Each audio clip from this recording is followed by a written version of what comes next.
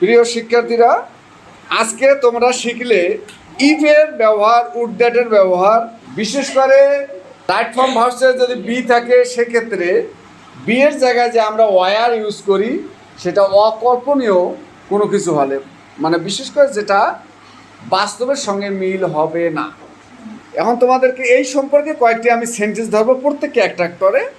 আর সেটা হচ্ছে হতাম এবং থাকা অর্থে।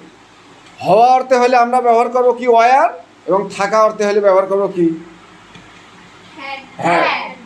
যাই হোক, প্রথম অর্ককে বলি, আমি যদি পাখি হতাম কি হবে? If I were a bird. If I were a bird. তুমি বলো। Yes, sir. আমার যদি পাখির মতো ডানা থাকতো। If I had the wings of a bird. If I had the wings of a bird. তুমি বলো, আমি যদি পিঁপড়ে হতাম। If I were an ant. তুমি বলো, আমি যদি শিশু হতাম। If I were a child.